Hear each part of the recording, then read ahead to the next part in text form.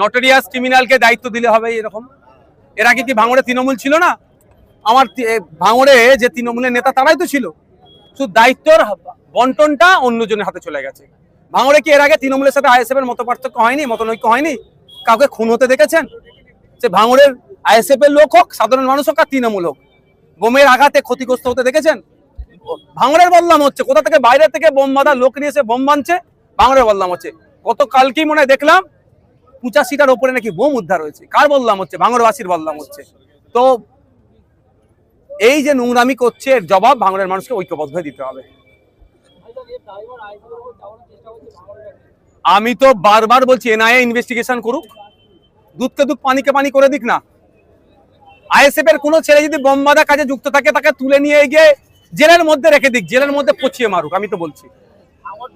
কিন্তু প্রশ্ন আমার এখানে একটাই, চালতাবেড়িয়ার তাজা নেতা তৃণমূলের, ভাঙড়ের যিনি প্রার্থী হচ্ছে তৃণমূলের, তার স্নেহধন্য ছত্রছায় থাকা ওহিদুল ইসলাম সাহেব কোথায়? এই ওহিদুল ইসলাম না, তৃণমূলের ওহিদুল ইসলাম সাহেব কোন হসপিটালে আছে দেখুন, চোট খেয়ে। ওই দিনকে যে বোম বানছিল আইএসএফ কে মারার জন্য সাধারণ মানুষকে, সৃষ্টিকর্তা ঠিক জায়গায় মেরে দিয়েছে। তিনি কোথায় এখন? প্রকাশ্যে আসছে না কেন? কোথায় তিনি? না এখনো পর্যন্ত মনে হয় চার্জ টেক আপ করেনি। এসেছে, ইনভেস্টিগেশন করেছে, আমি শুনেছি। আমি তো চাইছি নিরপেক্ষ তদন্ত। আর এই হচ্ছে নওশাদ সিদ্দিকী বলেছে সেন্ট্রাল ফোর্স স্টেট ফোর্স লাগিয়ে চিরুনি তল্লাশি হোক, ভাঙড়ে চিরুনি তল্লাশি হোক, যা বোম গুলি পিস্তল আছে উদ্ধার হোক। যদি আইএসএফ এর ছেলের কাছেও থাকে সেটাও উদ্ধার করুক, কারণ ভাঙড়ের মানুষ অশান্তির আগুনে না জ্বলে, আমি চাইবো। আমি ছুটে গিয়েছিলাম মমতা ব্যানার্জির কাছে, তার মূল্যবান সময় হয়নি, যে প্রয়োজনে আমি ভাঙড় থেকে প্রার্থী তুলে নেবো, ভাঙড়ে হিংসা থামান। আমি সেই ছেলে, একটু মাথায় রাখবেন। আর কারো কোনো কোশ্চেন? হ্যাঁ, অফিসিয়ালি আজ থেকে প্রচার শুরু হয়েছে। আমাকে বেশি প্রচার করতে লাগবে না, কারণ আমি 5 বছর ধরে যেভাবে বুথে বুথে মানুষের কাছে পৌঁছে গিয়েছিলাম, আর নতুন করে প্রচার করতে লাগবে না। আমি বক্তব্য বলে দিলাম তো, বক্তব্য বললাম তো, বক্তব্য বলেছি, ওখানে কাটিং করে নেবে।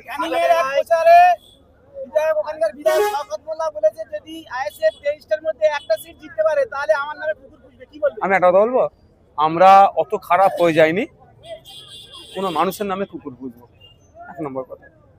2021 সালে অত খারাপ আমরা অত নিকৃষ্ট হয়ে যায়নি, আর হবো না।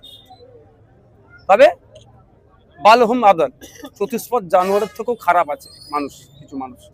তার কোন কোটায় পড়বে না করবে আপনারা ধরে নিতে হবে, সবটা বলবো না। 1 নম্বর কথা, 2021 সালে স্টেজে উঠে বলেছিল, সেই ভিডিও রেকর্ড আমাদের কাছে আছে, যদি ভাঙড় থেকে নওশাদ সিদ্দিকী জিততে পারে ওর সার্টিফিকেট ছিঁড়ে ফেলে দেবো, উনি বলেছিলেন।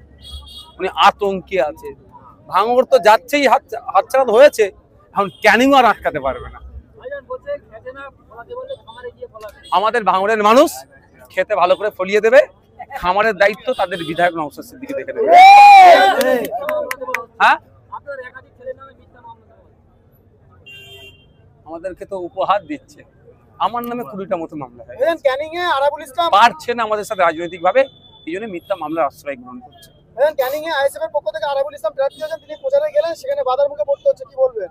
কেন বাধার মুখে পড়তে হচ্ছে? কেন এটা তো বুঝতে হবে। শাসক ভয় পাচ্ছে বলে বাধা দিচ্ছে, আতঙ্কে আছে বলে বাধা পড়ছে। তো বাধা দিয়ে কতদিন হবে? নির্বাচন কমিশন অনেক বড় বড় কথা বলছে, সুন্দর সুন্দর কথা। নির্বাচন কমিশনকে দায়িত্ব নিতে হবে শান্তিপূর্ণ ভোট করার, আর না নিতে পারলে নির্বাচন কমিশনের ওই ধরনের ডায়লগবাজি বন্ধ করতে হবে। শওকত মোল্লা বলছে যে আরাবুল ইসলাম নাকি মোস্তানি করছে ক্যানিং এ, কি বলবেন? ভয় পেয়ে গেছে তাই জন্য বলছে। কাটাতলায় তৃণমূল নেতা রাজ্জাকের উদ্যোগে মানে ইয়ে করছে, কাটাতলায় তৃণমূল নেতা রাজ্জাক খান ওয়েটল্যান্ডের জায়গা বুঝিয়ে পাঁচিল দিচ্ছে, কি বলবেন? দেখুন, ব্যাপারটা হচ্ছে, প্রথম কথা বলি, যারা ওয়েটল্যান্ডের জায়গাকে বুঝাচ্ছে তারা দেশদ্রোহী। আমার দেশ ইরানের রামসার সাইটে 1971 সালে গিয়ে প্রমিস করেছে রামসার সাইটের অন্তর্ভুক্ত, সেখানে একটা ইট পর্যন্ত গাঁথবো না। রামসার সাইটে একটা ইট পর্যন্ত গাঁথা যায় না, সেখানে কিভাবে হচ্ছে? ব্যবতা টু বামনঘাটা, ওখানকার মানুষের সাথে কথা হয়েছে, কাগজ রেডি হচ্ছে, আমি মামলা করবো। এবং বলেছি ওদেরকে, আমি বিধায়ক হওয়ার ভোট চাওয়ার জন্য বলছি না, কাগজ সব রেডি করছে, মামলা করব। যারা 20 বছর 30 বছর 50 বছর 100 বছর আছে, 2 ভাই ছিল, 2টো রুম, 4টে ছেলে হয়েছে, একটা এক্সট্রা রুম করতে পারছে না, মহিলারা টয়লেট করবে, টয়লেট তৈরি করতে পারছে না, যায় ওখানে টয়লেট করবে, পানির কল পুঁতবে সেটা মুছতে দিচ্ছে না, আর ওখানে ঘিরে বড় বড় প্রমোটিং হয়ে যাচ্ছে। কিভাবে হচ্ছে এটা বন্ধ করতে হবে, এই জন্য আমি মামলা করব, আটকাবো।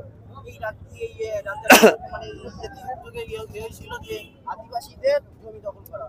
অনেক অভিযোগ আছে এদের উপরে, আদিবাসী, দলিত, মুসলমান এরা কাউকে ছাড়ছে না, ওয়েটল্যান্ড পর্যন্ত এরা ছাড়ছে না। কিন্তু দুর্ভাগ্য শাসকের ছত্রছায়া আছে, তৃণমূল কংগ্রেসের সিম্বলকে সামনে রেখেছে, মমতা ব্যানার্জি, অভিষেক ব্যানার্জির ছবিকে সামনে রেখে যত রকমের অন্যায় কাজ করছে। প্রশাসনকে বলবে একটু কঠোর হন, নাহলে কিন্তু এর উত্তর আপনাকে দিতে হবে। এপিক নাম্বার মারার পরে সেখানে দেখা যাচ্ছে ডিলেটেড, কিন্তু অভিষেক বন্দ্যোপাধ্যায়ের এপিক নাম্বার মারার পরে দেখা যাচ্ছে অ্যাডজুডিকেশন। কি বলবেন? এখন গত রাত্রিরে মনে হয় পশ্চিমবাংলার একাধিক মানুষের ওই আন্ডার অ্যাডজুডিকেশন হয়েছিল, আবার কেউ পোস্ট মানে এগুলো করছিল নাকি এটা টেকনিক্যাল এররের জন্য। আজ থেকে মনে হয় ওই কথাটা নেই। এবার কথা হচ্ছে, একটা কথা আমি বলবো, বিরোধী দলনেতা শুভেন্দু অধিকারী হতে পারে বা অভিষেক ব্যানার্জি হতে পারে, ব্যক্তিগত লড়াই আমার কারোর সাথে নাই, রাজনৈতিক লড়াই রাজনৈতিকভাবে এদের বিরুদ্ধে আমি লড়ি। কিন্তু এতটুকুই, আর্টিকেল 326 ভারতবর্ষের সংবিধান ভারতীয় নাগরিক 18 বছরের ঊর্ধ্বে ভোটদানের স্বাধীনতা দিচ্ছে, কোনো রকমভাবে ওই স্বাধীনতা কেউ কেড়ে নিতে পারবে না। তা কেড়ে নেওয়ার চেষ্টা হচ্ছে, আমরা আইনি লড়াই করছি কলকাতা হাইকোর্ট থেকে দিল্লি সুপ্রিম কোর্ট পর্যন্ত। বাচ্চাটাকে সরিয়ে নাও না ক্যামেরার সামনে। বিরোধীরা বলছে যে আইএসএফ এর নিজস্ব কোনো ক্যান্ডিডেট না থাকার ফলে হরিপাল, এদিকে দেগঙ্গা এবং ক্যানিং পূর্বে তৃণমূল থেকে আসা হচ্ছে নেতাদের তাদের হচ্ছে ক্যান্ডিডেট করছে। কি বলবেন? আরেকবার বলেন।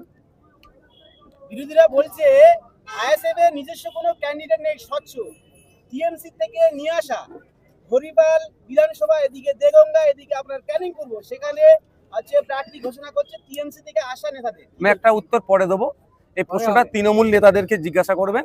শত্রুঘ্ন সিনহাকে, কীর্তি আজাদটাকে, ইউসুফ পাঠানটাকে, মেনকা গুরুস্বামীটাকে, অসম থেকে রাজ্যসভায় গিয়েছিলেন, আরেকজন সাংবাদিক আছে রাজ্যসভায় গিয়েছিলেন, এরা কারা? আবার জিজ্ঞাসা করেন, উত্তর দিতে বলবেন, তারপর আমি উত্তর দেবো। Thank you. চলো।